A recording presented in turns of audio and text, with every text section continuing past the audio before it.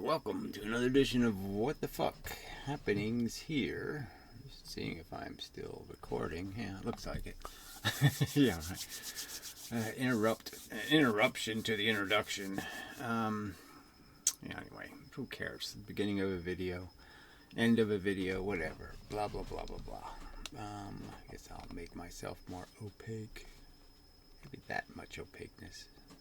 Well, doesn't really matter. Alright, so on with the show. So the difficulty in communicating with you know, people.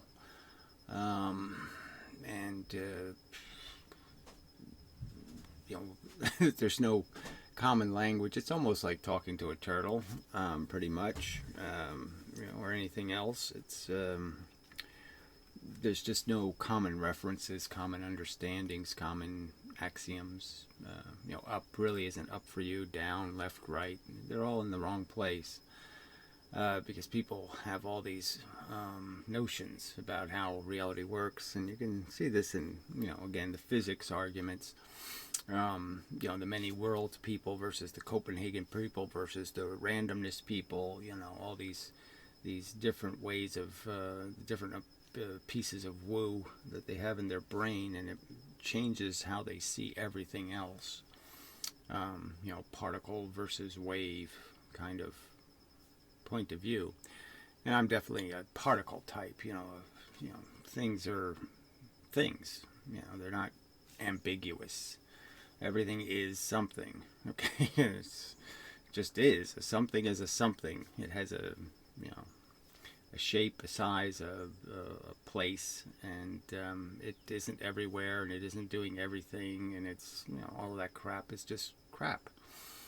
And our presence here in the universe is built out of the same kind of logic. I mean, there's people who have assumed we're here for some reason, because why else would we be here? So something had to reasonably place us here. You know, something thought it was a good idea, sort of kind of idea. The universe made the universe, therefore the universe must have thought the universe was a good idea, or some, you know, whatever it is. Rather than some more bleak perspective that the universe can do anything, which means it can do, you know, I mean, it can do anything in the sense that whatever its faculties are, they just are, and they aren't scrutinized first. It doesn't sit there and think about it and say, is this a good idea? So it's going to do anything, and anything isn't likely to make a good cake or to build a good car or to do any of that kind of stuff. You're likely to have something that's a monstrosity. It's worse than a Frankenstein experiment, you know. In the sense that, you know, the brain is in the big toe or something. I mean, it's nothing, you know, nothing's in the right place. And that's not where the product of it's just a mess, a monstrosity. You know, it's kind of obvious to see it if you want to, you know, you don't have to look very hard to see all of the stuff that's missing, the deserve and the fairness and the, you know, humanity of it. There's no, you know, gracefulness here. It's all sloppy and, you know, bad death, bad life, bad, you know, lots of bad in there. Lots of error code, you know. 10,000 dead turtles for every successful I am a turtle. You know, and, you know, I'd rather be in some other place and blah, blah, blah, blah. So, somebody, I mean, there's a comment I can deal with just because it deals with this whole idea of why people are spiritual or why people are religious or why people are this or what. And they're all good questions. You sort of need some kind of answer to the question to be able to do something about it. I mean, if you're going to cure the disease of whatever that is, then, you know, you have to cure it by understanding it. So you're more likely to get there that way. Taking random shots at it, you know, just making something up, trying to just turn a spear into a bullet or something isn't, you know, a brilliant idea. You want to have some real plan. And I don't have one of those yet. So it's still part in the still trying to figure out what's missing in their life experience to make them think that they're winning and that it's a winning game and that it's a game worth playing and all of that crap, when it's so obvious to me that none of those things are true, that it's not a game worth playing, that the costs are way too high, that there's really nothing to be gained. I mean, absolutely nothing. You're saving you're pretending that sparing yourself from some extra harm is somehow such a wonderful thing that it's worth torturing somebody else for. I mean, it's just so illogical. And, that's all. We're just pursuing life because we're scared to death of the alternative, in some way. Scared of some aspect of mortality. And, whether you're scared of the dying process or whether you're scared of the notion of doing all of this work to accomplish nothing, to just be dead. It doesn't seem satisfactory at all. I mean, you went to school and you got a college education and you drop dead kind of thing. It just seems undone. And life certainly feels that way to me. Even I feel undone. I mean, I don't feel finished, and therefore being dead doesn't appeal to me at the moment. Just because I still have things to finish and complete and do with whatever doing faculties I have. Now, it's not a very strong feeling or a very strong sense, so it's, I'll be driven to see the lack of appeal of hanging around if you just give me enough of a misery. Enough mosquito bites to itch. A lot of mosquitoes here, which is sort of very nice. I spend a lot of time outside, so, So my arm has been itching for a solid month anyway. A little misery, actually. Somebody else brought up some sort of crap like that. Oh, well, what do you think of this whole, pinprick? Just a single pinprick is enough to kill yourself over. I'm not a big advocate of those kinds of extremes. The universe can tolerate a little bit of suffering. It's not going to be the end of the world. And so it just kind of mocks the idea of making comparisons between the hard suffering and the little bumps and bruises. Is kind of insulting the real stuff. And so anyway, look, you can only go through these things philosophically and understand, the worst thing about people is the fact that they think they know something. It's like I had some Christian lady, dump a little pamphlet on me the other day.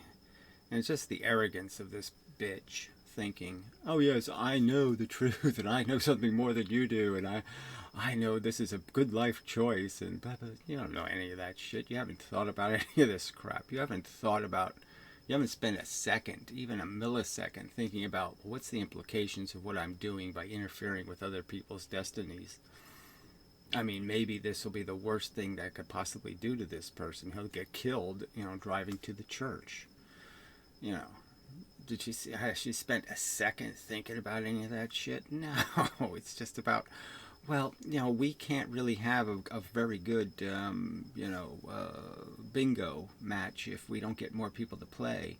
So we need more people to come to our church so we can have better bingo, or some kind of crap like that. I mean, it has something to do with just improving their little social organization, and it doesn't have anything to do with understanding what you're fucking with. You're fucking with another person's life, their politics, their worldview. And that's serious business, all this meddling. So I saw an old Alfred Hitchcock episode, and, it had the theme of the story was, what was it called? The Beast? Something, I can't remember. But anyway, the wife was this really nice person in the sense that she was, she always fixed everything and cleaned everything and made everything perfect, and everything had to be perfect.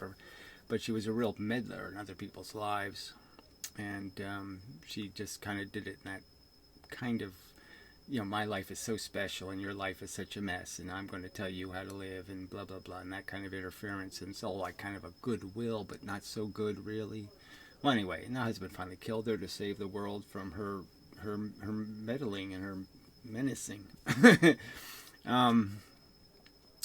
But it raises the question, we're all stuck with that. What's going to be our influence in life? I mean, this is incredibly dangerous. Everything you're doing in your life right now is incredibly dangerous. You're going to influence other people, and you're going to change their destiny. Oh, that seems like way too much power to be giving all these dopes on Earth, right? I mean, any asshole on Earth has the power to fuck with other people's destinies. And millions of them even. They can do something that'll fuck up everybody's life forever. Like, some asshole doing the fake Trump attack thing, where he makes fake news and changes people's attitudes and blah, blah, blah, blah, blah. And, it's just so dangerous, that stupid little events change everything. President gets a blowjob and blah, blah, blah, blah, all this bullshit that, is the end of the world. Everything has to change because of it, and it's a nothing event, and it's so stupid, and people should be able to concede just how stupid it is to be in a game that can be fucked by morons playing. Even the comment section, right? I mean, one of the trolls posted 100 comments, and they were just moronic gibberish on the video, and he's just saying that somehow this is constructive behavior, that he knows it's good that other people can't read a comment, or they don't see a comment, or they can't interact, or whatever, just this interfering. And he's perfectly comfortable with the idea of fucking around like that. Like, he knows that's the right thing to do. That how he's influencing the world is going to make the world a better place somehow, and that's not what he's thinking at all. He's just horny to be a disruptor, and to somehow, thinks he's putting thorns in me or something. Like somehow I'm more worried about him than I am the mosquito bites, or more irritated. No, not even close, asshole. Compared to all the other bullshit in the world, you're a very small little piece. But regardless, it's just the fact that people have this I'm a very good driver attitude. They are autistic when it comes to understanding. Well, that's the wrong word to use, right? Because that's idiot savant. They're idiot savants, and there's no savant part, unfortunately. Most people don't have any. They can't count how many toothpicks fell on the ground, and they can't do any of the other stuff that would be really cool if they could do some of that shit. But no, they just have the idiot part, and they really are idiots, and they think they're competent. They think they know how to do this stuff when they have absolutely no clue. They haven't even, they have done no thinking about what it is to be alive, and your responsibilities, and just how weighty they are, and how much is at stake, and how it's real death and pain and torture that you're playing with. You're playing with cards that actually have torture on them, and you're flipping them around like you're playing Go Fish or something, and it just doesn't matter. But every card is a reality. There's real things that are going to happen because of your attitude and your glibness and your all that crap. And the fact that they haven't figured out what glib even means, as a word. I mean, that'd be interesting. I'd like to be able to, it'd be just nice to be able to do this thing where you could just see your life and actually see, where did I first hear that word, and what did I think when I heard it? What did it mean to me? I mean, obviously I use it, so it must have meant something to me. And, rather than some other word for, detached or disconnected or, irresponsible. There's lots of words you could put next to glib, and sort of related. But glib stuck somehow. And maybe just because I used it a couple of times and I kept using it because I used it. It wasn't anything more than that. Because I don't have anything that I can just pull out and say, oh, that's when I heard the word and I knew what it meant. I got it, that this is, even like when did I first occur to me, how I'm capable of fucking with everybody else's existence in just stupid ways. I mean, I can throw my gum on the sidewalk and it can stick to the guy's shoe and he can be not paying attention and get run over. I mean, there are all the facts that I can leave a slippery banana peel trail behind me without even intending to. I don't even know I'm eating the bananas and throwing the peels, but I am, every day. Even making this video, and being imprecise or saying something the wrong way. I mean, obviously I see it in the, people get offended because I got angry or pissed off or I wasn't thrilled with something they did, and then, that all accelerates. And so, you can commit crimes so easily. There's just, you can end up hating somebody forever over nothing, absolutely nothing. Just some little personality thing where you rub them the wrong way, and they're never going to get over it. So it's kind of like, people's interactions with animals. If they're a kid and a dog bites them or something or snaps at them, and then maybe they'll hate dogs for the rest of their life. It's a nothing event. It wasn't a big deal, but it turned into a big deal. You could go boating. I used to go deep sea fishing as a kid now and then and do this and that. And then, I went once and I didn't actually get sick, but felt sick the whole time. And it was just really quite unpleasant. And never got in a boat again. Just the way it turns, you don't need, sometimes you don't need much to say, hey, fuck that. I ain't playing with that again. And all this little bullshit, controls destiny. Don't want to imply. I mean, I was giving up on I didn't go in elevators again either. I didn't do a lot of things again ever. So, there was a lot of issues that contributed to my psychology that became uninterested, in adventures, because they just spelled doom. So anyway, the theme that I was thinking about this week, last few days anyway, something that was on my mind, just pondering, because it's sort of an important part to this whole. I mean, I've said before, this is all a head game. I say this to other people, when they need advice or something. They're in some emotional circumstance and they're, having their little emotional thing and blah, blah, blah. And I try to explain, look, it's all a head game. It's like the trolls.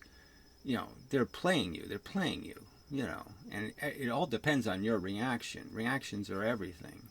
So, you can control your reaction. You can't control them, but you certainly can control you. And in a sense, you can control them by, okay, I'm going to try to be strategic and, all that kind of crap.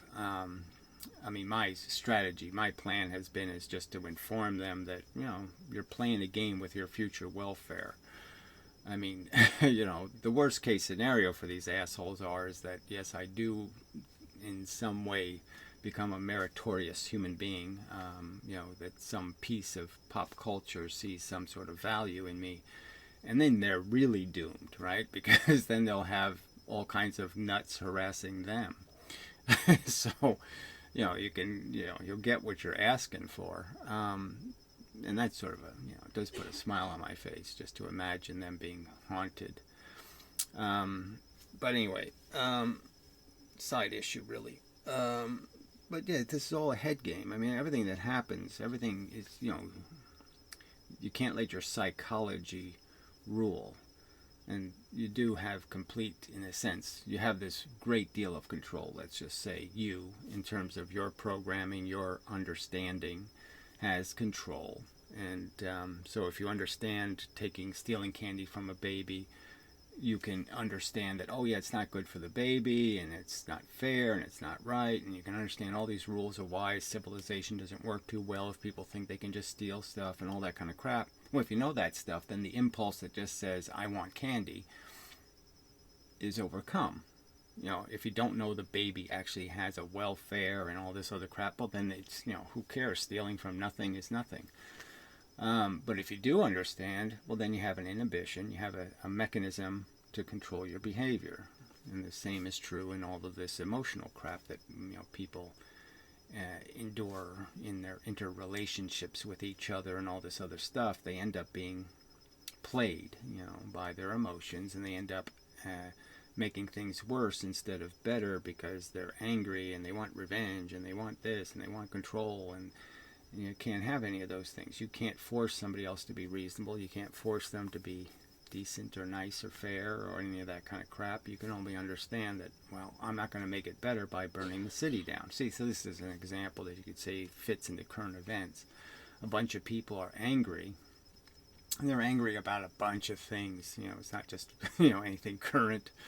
And they're just using the current circumstances as an excuse to just vent their anger, and it's just really unproductive. It just makes things worse and just makes the problem that could be solvable more intractable, and it just forces people to be, well, yeah, I guess we have to kill them all. It just gives people reason to say, oh, them people is, and those people are, and they're dangerous, and blah, blah, blah, and so it just makes things so much worse. But it's all this reaction thing, and the same thing you could say to the people who are saying, oh, well, this gives me an excuse to hate those people because look what they do. And that's just an excuse, though, because you can rationally understand, no, this is just circumstantial, and it's just circumstantial, and there's no principles here involved. There's nothing like that. This is just human beings being emotionally erratic, and like everything else, this will pass, so to speak, if you allow it to. But if everybody keeps doing the eye for an eye thing, well, then everybody's blind. Blah, blah, blah, blah, blah. It's just psychology. But anyway, so this is just a head game. So in that theme, see, I'm not even getting to the point that I really wanted to make, which was I was contemplating the difference between a memory and a fantasy, and how they're, in your brain, they both have about the same power.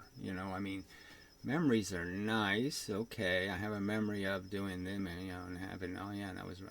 And, it's okay, but it just isn't it's not like doing it, right? It's not like actually re-experiencing it. It just sits in a place that's, it's okay, but it's not quite as good. But anyway, but the fact is that the memories, are like I had this real event. And what's the distinction between having the real event and just imagining it? Because as mental constructs, I'm sort of arguing they're the same thing. The mental construct is the same thing. The fantasy and the memory are made out of the same bits of neurology, and they don't have any more weight in and of themselves. And it's some other aspect that makes memories somehow mean more than just a fantasy. And the aspect would be something to do with the ego and having some knowledge that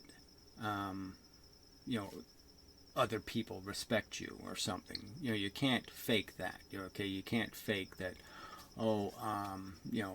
people know who I am, or some person loves me, or and that's the part that makes it different. So you can have a memory, and that's connected to some actual person that may or may not still love you, or may not blah blah blah, and that can mean something to you in the sense that I made an impression, or I did something, or I accomplished something. Where the fantasy is just oh yeah, you didn't change the world. The world doesn't know. Okay, the world is in a different place because of you or your event or your happening. So I don't know if I'm really getting to the point. So anyways, just recognizing that in the sense that the understanding that, well, maybe I don't, what do I need to make a memory for? Because first, they're kind of weak. Okay, I can't live on them. They don't really feed you much. So you can't just say, I accomplished something in the past, or I had some good thing happen. I caught the biggest fish, on the boat. Some kind of event. And it just doesn't mean that much, in your brain. It just doesn't do that much for you. It's not the same. Remembering it isn't quite the same as being able to do it tomorrow or something, or have it happen again, or to relive it. But what is the difference? And again, so the difference again is more just of how your brain plays with these ideas, and the fact that it is really what's tainting it. So anyway, so it's just the idea of what's the difference. So if it's argued that memories are no different than fantasies, that they're both weak in terms of, they're just not enough somehow. But whatever they are, there's no point in living to make a memory, because the memory isn't going to hold up. It's just not going to be enough. You could almost argue that somebody who won a gold medal 30 years ago and nobody even talks about it, nobody even mentions it, nobody cares anymore, that his memory of winning is, it doesn't mean much. He'd like to be able to, do it again so he could be new and current and relevant, because it's not relevant anymore. And so the whole reason why he won doesn't seem to have any purpose, because he can't shove it in anybody's face anymore or something, something like that. And that's sort of our psychology. It is that crass. So anyway, so the idea is I'm just kind of arguing that all this stuff, these ambitions we have, and this motivation to do something, and I'm sort of arguing the Christmas argument again. It's like we're still kids being fooled by this idea that tomorrow, Christmas, we're going to have this great day and do all this great stuff, and it's going to be our lives is going to be completely improved, when it never really works out that way. You get what you want, and even then it's not what you want. It's not enough, because there's some new desire. So you buy the fancy car, and again then you just start seeing, there's a scratch on it, there's this, there's always something. It's not good enough. It certainly doesn't have enduring value unless it can do something for you every day in some practical way. So I'm not saying there aren't some things you can have that just make your life so much easier, some sort of real get out of jail free cards, some permanent fix, that there are things you can do, the hair transplants or something, it's a real effect. I mean, you really fix your baldness and then you feel better and blah, blah, blah. So it has some enduring value. But most of the things we do don't have any of that enduring value. They're just for the day, and then they're a memory, and then they're, gone. They might as well be gone as being useful to us in terms of quelling desire and the need for gratification. So if you already know that going in, psychologically, that I can want something, but the truth is if I have it, it really isn't going to last that long. It's just while I'm doing it, it's going to have some value. I'll be happy, but shortly thereafter, kind of like sex, you're going to be in this shit state of, what the hell am I doing here with, what am I doing with her? And you'll be confused, as to what was that all about. Because you're not in the moment anymore, and you're not in the blah blah blah, and now you're just stuck with a vague notion of accomplishment, and then it just gets vaguer and vaguer as it drifts into the past and becomes less and less useful as a source of comfort to you. So anyway, I don't have any big picture statement to make about that beyond just the fact that this is another one of those, where it's your psychology, stupid, that's, fucking with you, and that maybe there are tricks to understand that that's what I'm letting control me, and I should, that I can apply temperament, to my desire and my ambition, and understand that you can want something, but the fact is if you have what you want, you'll get fat or there'll be that it isn't going to be this wonderful thing, and that once you see the not wonderful end result, that you're just going to have a memory, and it's not going to mean all that much. It's not going to be all that powerful, and so why spend the money? Why invest the resource? Why risk the complications if it's just going to be a memory? And it's a mechanism you can use to create inhibitions, to create some weapon against just taking the candy. So it's like understanding that it's wrong.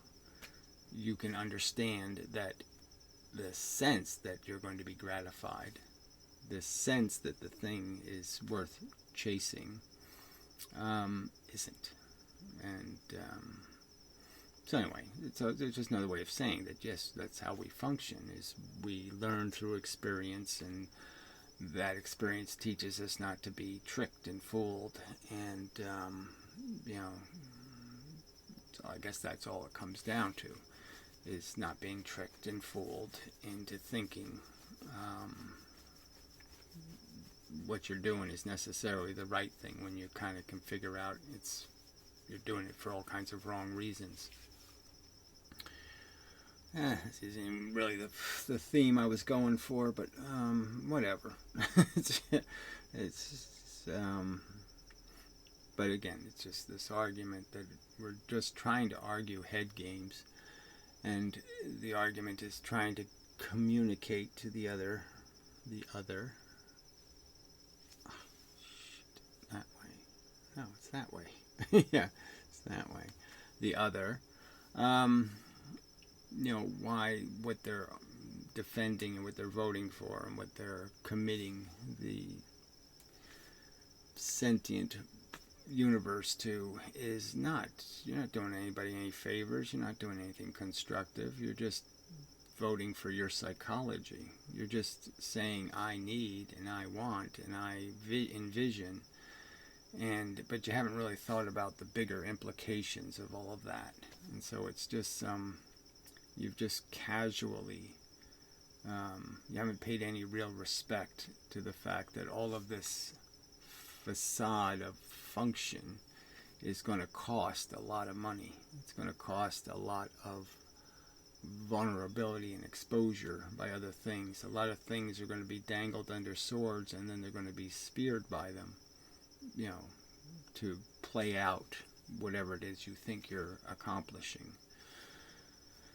Anyway, it's just this whole idea, you got to take life seriously.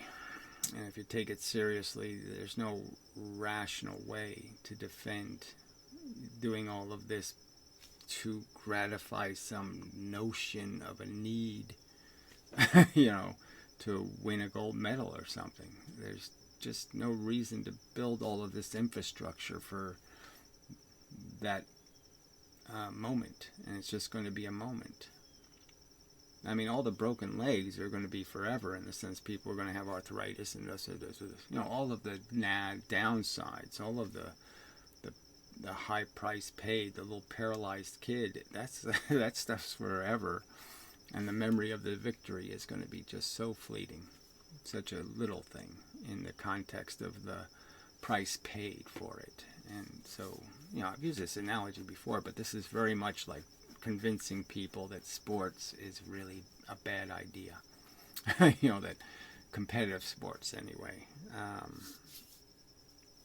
That the competition might be with yourself, that's fine. I just want to do better than I did the last time, or I have my goal or something. All of that's not too dangerous, but this idea of creating a definition of winning and losing based on something as stupid as sport is really dumb. It's a really bad thing to incentivize in people. That if we had a rational civilization, it would take all of the resources wasted encouraging people to jump higher and throw balls further and all that nonsense, and it would instead incentivize them to acquire knowledge of how to fix your car, and how to make flying cars, and how to do all that other fun stuff, rather than wasting all the resources making people that can throw balls further. I mean, it's just so stupid. And I guess my argument is, though, is that once you convince people to understand those simple mistakes, the obvious mistake of saying life is a good thing becomes, they should be able to figure that out pretty simply, that the cost to this whole life, this, and how reckless it is, how dangerous it is, that you give birth to something and, you know, literally put it on a tightrope and literally watch it, you know, wobble across, and, you know, and you have real reason to worry. You have very little reason not to. There's no way to glibly have children unless you're an idiot. I mean, you have to be a complete idiot to have a good time, because there's just no way to make that into a good time. Watching children, you know, walking tightropes above flaming death, nobody but an idiot could enjoy that. And psychotic idiot even.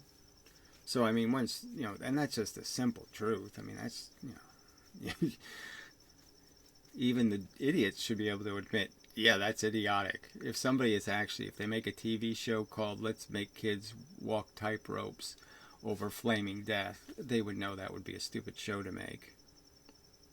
That there would be something intrinsically wrong with making that for fun, watching that show for fun, right? So this whole idea that having kids or all this crap is all part of some fun, you know, the fun of life, no, it's the insanity of it. That's insane. That's psychotic. That is sadistic. And that can be understood. This isn't a complex argument. So anyway, so that's just part of making the argument, is this, that all you can do is illustrate this and say, look, that's what you're endorsing. That's what you're voting for. You're voting for the TV show, you know, Dangling Baby. I mean, you're voting for it. You know, Rickety Roller Coaster. You're voting for it.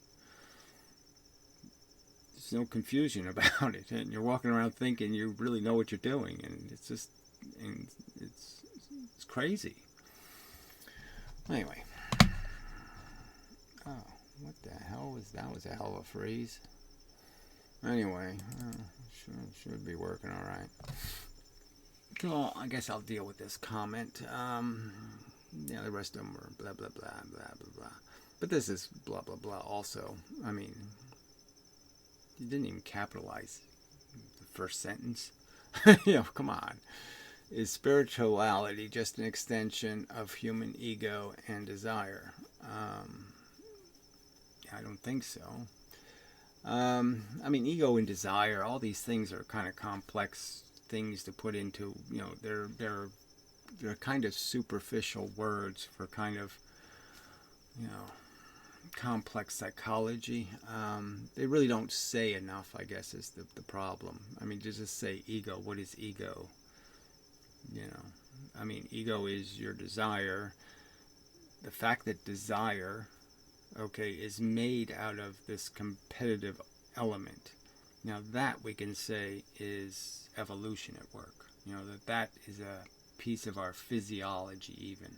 You know, the fact that our physiology is made to reward us to be competitive.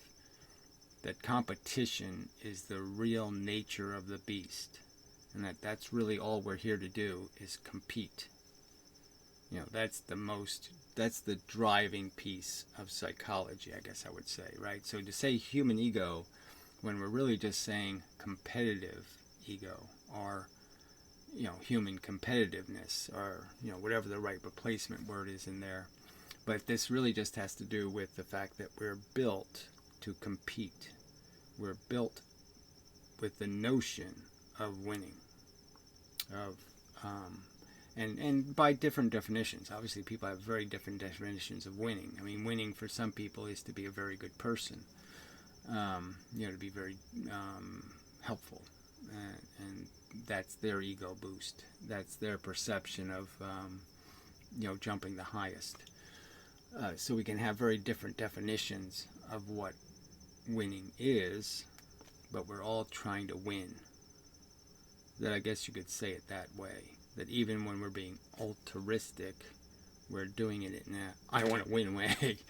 We're doing it in a like competing against ourself, competing against our own expectations, our own philosophical notions, and that's all the psychology. So the psychology is driven by this idea of competing and winning.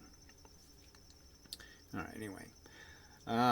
Desire, psychology, their want for a convenient, happily ever after, comfortable truth. So that's a really, the fact that people have this delusion, okay, that because they are now winning, they're going to continue to win. Well, that's not very smart. But obviously, you sort of have to deny your vulnerability, or you won't get on the rope and you won't compete. So in some sense, the only times you really compete the best is when you don't have any understanding of what you're risking, right? You only drive fast because you've never had a crash going fast, right? So until you have one of those, you'll keep playing the game. So a lot of times we will keep playing a game until it burns us. We'll keep playing with the fire until we really get burnt, and then we'll have some kind of appreciation for, oh, that's the risk I was playing with. So you really can't know risk until you've experienced what it can do. You've had enough permutations to have a sense of what risk is. Obviously, none of us can understand what it's like, because none of us can be born blind and be born paralyzed, or be born with no arms, or be born with all these things that can happen to you. And so we can't gain perspective enough to know. But even we also do know that if I am born those things, I'm going to have a completely different definition of winning. I won't have the high expectations I have now, because I'll just lower the expectations to what I know I've been equipped to do, and so I'll have a different standard, and so I'll still feel like I'm winning, just because I'm overcoming, and that'll be my new definition of winning. And so I'll be just as driven, be just driven from a different place. And clearly, though, if I could see that fate from my different definition of winning, my higher standard, where we're jumping whole buildings, like in the Matrix or something, I have a higher expectation of my performance when I'm in the Matrix than in the real world. But in both places, I can understand what the definition of what a good jump was, and but if I had to look at it from the other place, from the place where I have the higher expectations, I'm going to see the fact that I could have been, playing such a bad game, right? As a professional, I can sit there, I could say, hey, I play a really good game. I could watch a bunch of kids playing and say, oh man, that's such a sloppy, bad game they're playing. They're doing it so badly. But I won't have that expectation when I'm a kid playing the game. I'm only going to have that expectation when I've seen better games. One way of saying it. I suppose it's like a chess expert could watch people just, me playing chess and just, oh man, he's doing that so random. It's so fucking stupid. He has no plan. It's a mess. It'd almost be revolting to watch. Because it has no order, no structure, it's missing all the crap it should have. Anyway, what makes someone become... So I should deal with the convenient, happily ever after, comfortable truth. Yeah, well, the fact that I don't even think they consider it, so they don't really think about it, because they know it's not happily ever after. And, these delusions of heaven, like I say, I don't really believe religious people actually believe. They just want and wish. They're wishers, they're not believers. Because you can see it in their behavior. They don't really care about the rules because they know violating them, there's no real hell and there's no heaven and all that crap ain't going to happen. So they're not too damn worried about any of that shit. But if they have this wishful feeling or this sense that, somehow they're in a position to win, that somehow they're going to get to they're not going to the bad place anyway, and that's really what they're just investing in, is some notion of I'm lucky, or I made a deal, or I didn't step on any cracks, so I'm not going to get my back broken. Anyway, what makes someone become spiritual? Comma, period. I don't even know what that is. It's not a question mark. But it's a good question as to why people do this, and they do it because they're ignorant. That's it, right? There's nothing really else you can say. I mean, the evolution is undeniable. I mean, it's so obvious and so in our face now with all the facts, and there's just nothing to be. There's no reasoning to have any sense that we have done anything. There's any reason other than a quirk of evolution that we have the capacity to even know we're trapped on this island, and that we are, have been manipulated by this DNA molecule and have just sit here competing with each other. I mean, it's bad enough that all the other things that try to kill the turtle, but the turtles fight with each other, The very fact that they try to flip each other over and, cause all kinds of grief and hardship so they can win and get the bitches. That's just the grisly truth. And it's like, it's just being gratuitously ignorant to deny that's the truth of the circumstance. We're just gladiators. Mechanical machines built to fight. That's what we're built to do. Period. End of sentence. And it's not a good thing. All right. Let's see. Spiritual. What about people who were never religious or spiritual, but took psychedelics and then say they believe in God and discovered spirituality? Well, it's a tiny number of people in the first place, I would argue. There's not too many people who acquire religion later in life. It's like the number of people who are stupid enough, like a Piro, to start smoking when they're 30 or 40. Nobody does that. I mean, it's a tiny, tiny, tiny percentage of the nicotine addicts were created later in life. So I don't know if it's a circumstances that needs much conversation, just because it's not too many people that you're curing. That's not a disease that affects that many people. I'd argue it's a disease. It's ludicrous. It doesn't make any sense at all. But it's not. Doesn't get to the real problem, which is why are people foolish enough to think that their selective rooting for the Yankees, their team, is any different than the Red Sox fan rooting for the Red Sox because they lived in Boston, or this, and it's silly to say that's why I think something's better is because I was born to think it was better, because I am completely living out a silly bigotry. I'm a Christian because I grew up in a Christian nation. I mean, that's a really dumb reason to believe.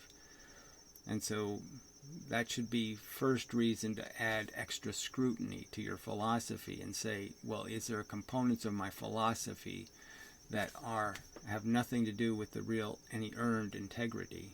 And is it just because I live in Boston?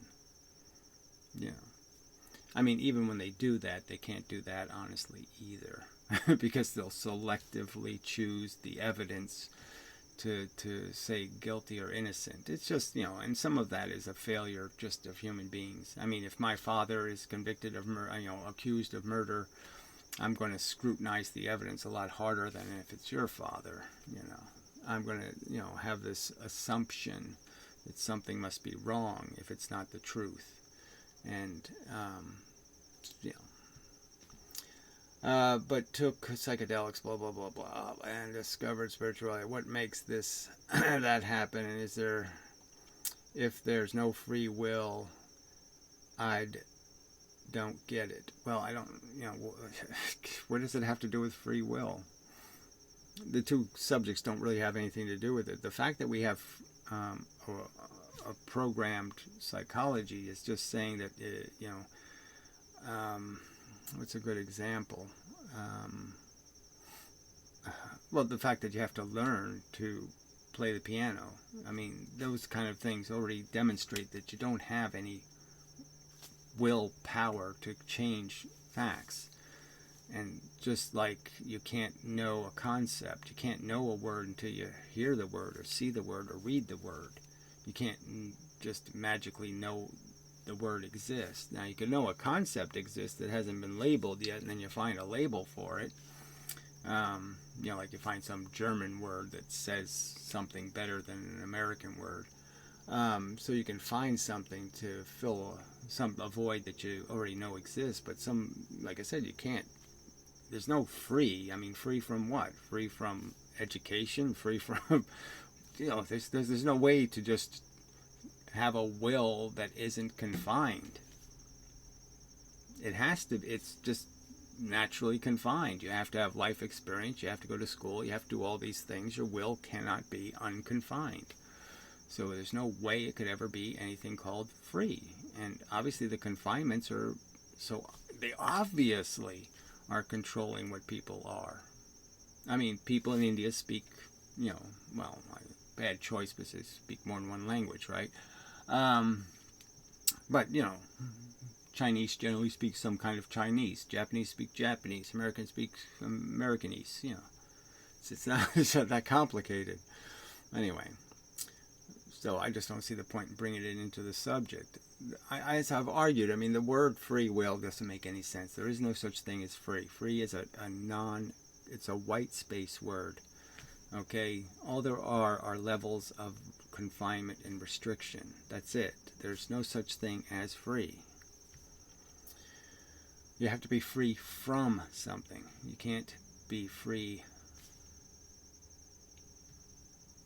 by itself. There have to be bars somewhere. There has to be some negative. Free is like the word pull. Okay? There's a push somewhere. All right. I mean, it's kind of like the fact that we're avoiding pain, not really chasing gain. Those kind of things. All right, if you search, there's a thing called 16 Reasons People Become Religious. Well, I'm sure it's just trite, but anyway. And it's all psychology.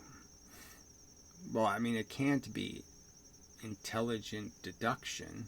So, of course, it has to be some kind of psychology, but isn't the psychology built into the philosophy again? I can say the Red Sox, in Boston, and it means something different than when I say it in Oklahoma. So I'm just, obviously our philosophy becomes part of our psychology. Okay, so, you can be in the middle of the country, has, these people who are, definitely have all kinds of, Bible belty kind of retarded notions of reality. And they're psychologically invested in those. So you can say it's psychological, but it's also philosophical. It's made out of both. I mean, there often people's personal psychological discomfort becomes part of their philosophical perspective. Would be damn fine to see your response to Richard Dawkins versus Wendy Wright on evolution, LOL. I don't know what would my response be. I don't think Dawkins really understands evolution. I mean, again, I go back to Dawkins talking to the vegetarian guy, and the fact that Dawkins it seems like he doesn't even give it much consideration. Oh, there are other sentient brains on planet Earth? Oh, gee, I didn't realize. I mean, Dawkins is pretty clueless if he could be immersed in the subject of evolution his whole life, and it never really occurs to him to think about the fact that, well, the brains aren't that much different in what they're doing, and all our brain can do is it can count and do language, but other than that, it's the same brain, it's the same function. There's a reward and punishment mechanism. why are we special? Because we can do mathematics. I mean, that's a silly reason to be imprisoning and eating other people, so to speak, other feeling creatures. I mean, it's a really silly way. I mean, it's bad enough feeding Christians to lions, that's a minor thing, right? A minor belief difference, but I mean, they're dangerous. I mean, they are. So there's almost more. There's more sense in feeding Christians to lions than feeding lions to Christians. All right. Anyway, versus evolution. What about creationists that accept evolution but say God did it? LOL. Well, you think that's funny, but I think it's perfectly rational. I mean, obviously God is put us here to force us to jump some hurdles, right? To pass a test of some kind of idiotic test, right? Because this isn't some sort of blissful, wonderful place, right? So it's no Garden of Eden. We don't just sit around and just enjoy everything and just, So none of that's taking place. So we're all being punished because Eve was a bitch. And now it's a test now. It's a test to see if you can measure up to earn your place in some different Eden of some kind where you don't do any of the fun stuff. None of the naked pleasures are part of the game. They're sins. So none of it makes any sense. There's no way to make any sense out of those stories, the Bible. But obviously, if there was a God and he is testing us, that would be a really cool test to put out there, right? Is to put some fake dinosaurs in the ground, do some shit, and blah, blah, blah, blah, blah. That would be a great test. Put some seashells on the top of mountains so you can think there was a flood, and, Yeah, so it's all part of the test. But of course, if, there's why would he create all of these dopey animals and all the rest of it? So if you're going to say that, you might as well just say, yes, he invented evolution. All right, anyway. What about agnostic people that claim it is impossible to know the origins of the universe? I would claim that, frankly, and I'm not agnostic. I mean, where are you going to use for evidence for the origins of the universe? I mean, what exactly? You have a magnifying glass, right? I gave you a little detective hat, and you have your Sherlock Holmes pipe, and I gave you a little magnifying glass. Now I'm going to say, go out and find the origin of the universe.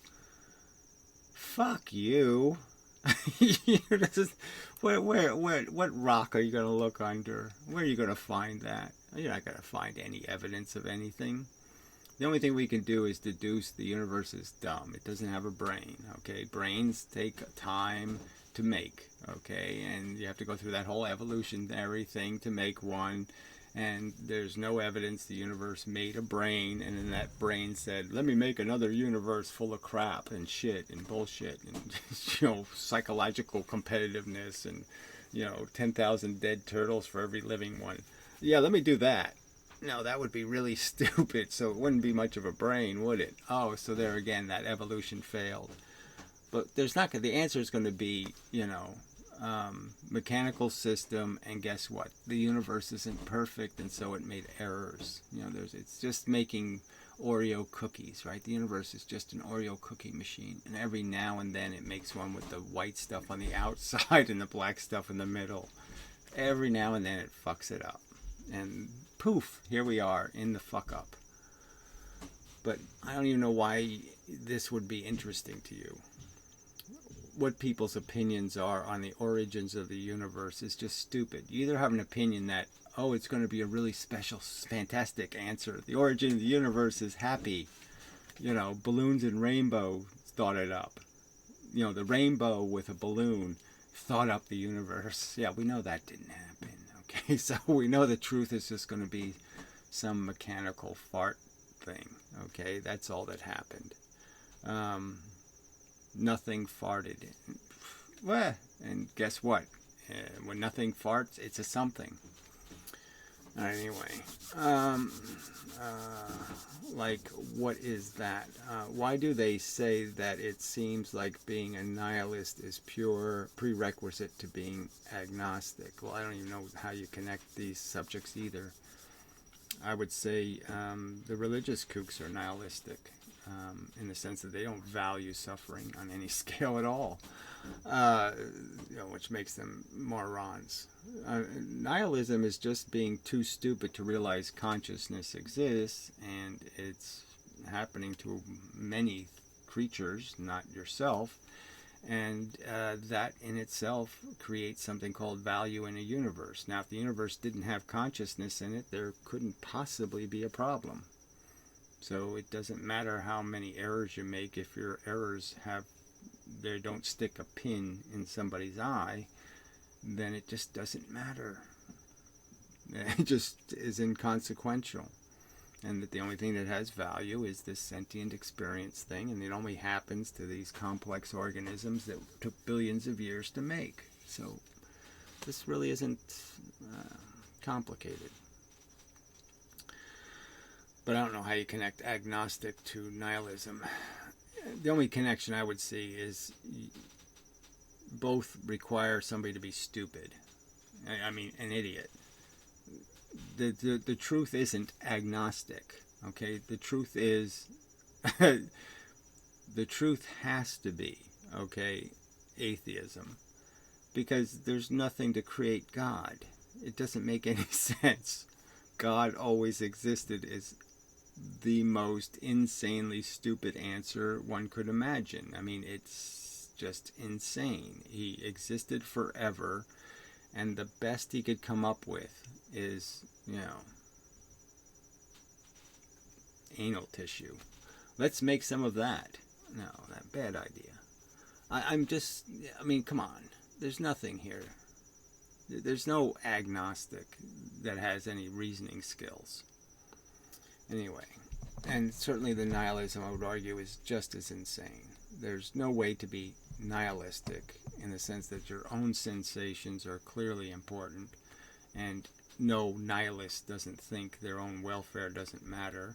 So right there they lose. And then the idea that somehow you're pretending that I can believe rationally that the welfare of other people or other animals doesn't matter, that there's any reasoning that could be applied to that question to make that true when I know my feelings matter, is again too stupid. You just can't, nobody can think that way. They can't have a rational thought that connects to anything that way. They can only do that if they are psychotic. They have to be completely delusional. A psychopath. That's the philosophy of a mass murderer. It's just that simple. Let's see. Another thing is the picnic. What is that? Pinprick. Oh, it's the Pinprick Argument, which states that even if you're a tiny pinprick, we were not worth. Blah, blah, blah.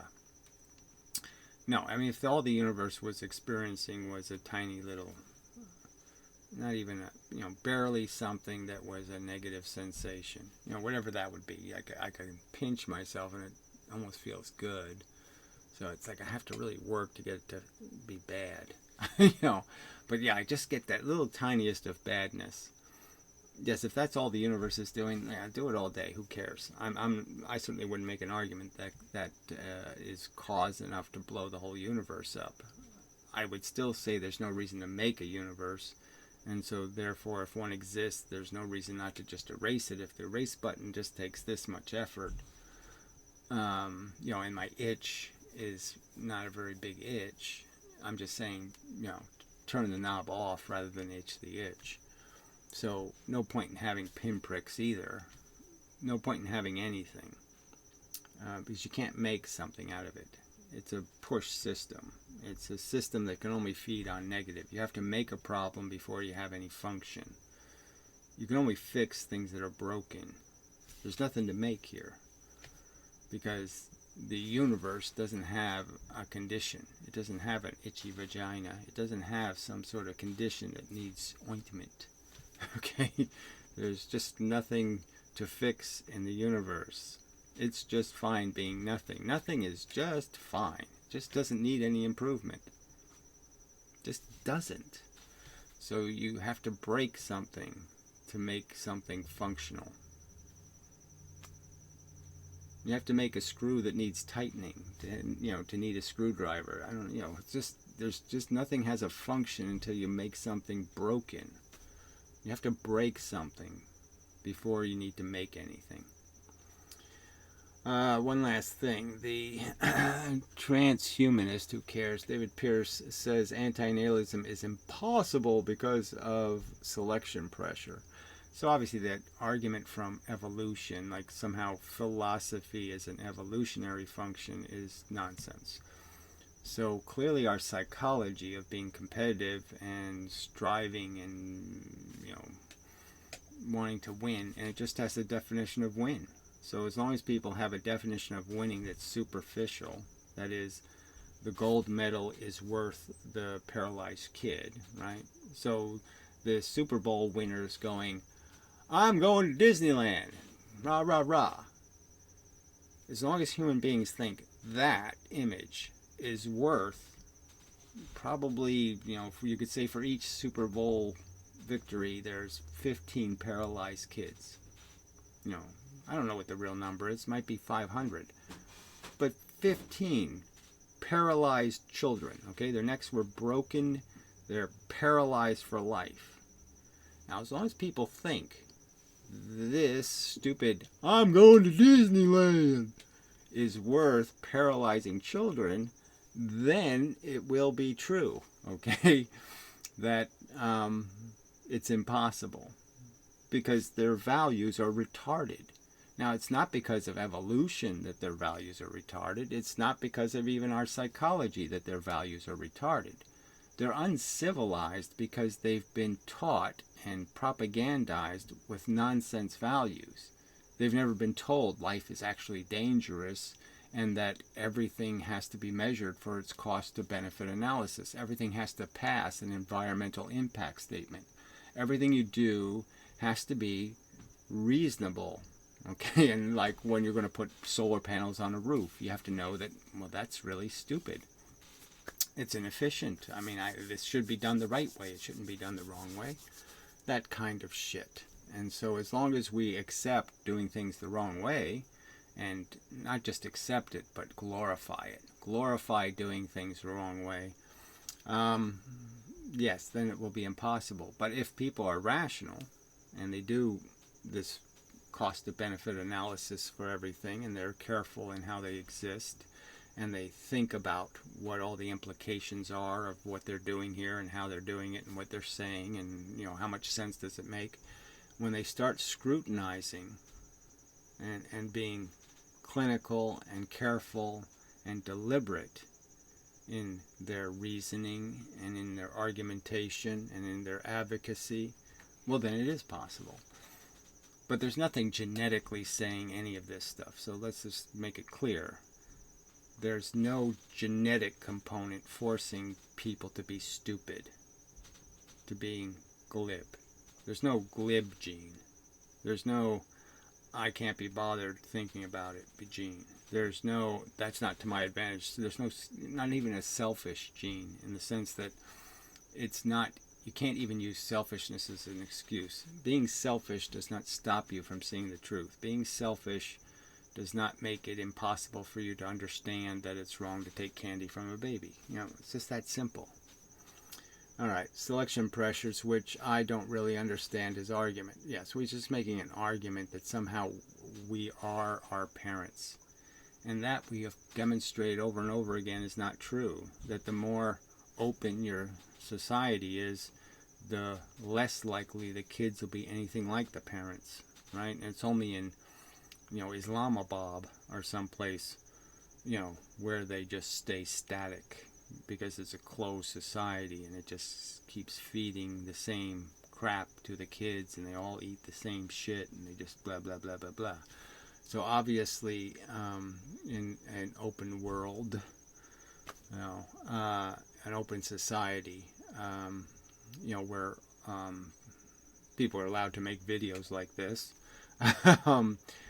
that bullshit fails. And we aren't confined by geography, and we aren't confined by the stupid notions our slutty, moronic parents might have. You know. Anyway, maybe you can figure out what he means by this. Well, like I said, he just means the generic thing, like somehow, because antinatalism is not that people who won't breed, who are antinatalists, that somehow that means the philosophy can't survive because no one will be born into it. And again, the simple argument is people shouldn't be born into a philosophy. And anybody advocating that people should continue to be born into philosophy would be saying something rather unreasonable and stupid. That's sort of kind of obvious, right? So the best philosophy should win. That's the argument. And we should have them do, that's the thing that should be competing in front of us. Instead of dopey athletes doing dopey athlete things, we should have people making arguments and watch the arguments compete with each other. And then some dope can make it the argument from, well, people should be what their parents tell them to be. Well, no, that's really dumb, because their parents never passed some sort of I'm right test. And we know that most of them, just from our own perspective, you can just do the logic. Most religions can't be the right answer. So most religious people are, in fact, wrong, because they've chosen the wrong God. So even if there exists a God, most of the people obviously have chosen the wrong one, which is probably a pretty big sin. I think it even says it in those commandment things. Can't have the wrong God. You have to believe in the right God or you're in big trouble. Alright, anyway. So I won't bother with the comments to the comment because I just don't feel like it. So whatever. Yeah, thanks for logos. Not exactly what I'm looking for yet, but keep trying. It's very stylish. But it needs to say more somehow. More blood. More violence, because life is violence. Imposing life is an act of violence. It's a very violent act. So anyway, that's probably enough of a video. I think it covered enough.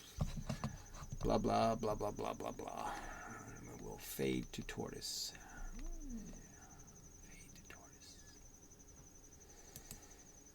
And such. So, till the next time, I'll probably make a regular Inmendum channel video, just because it does seem like people just still haven't figured out that, I still am making videos. But whatever, we'll see. See how it goes. Busy week coming, busy month. Well, whatever, a lot of stuff I gotta do. Life. You gotta take care of all these all the crap that goes with it. Anyway, so till the next time, and such, and whatnot. Yeah.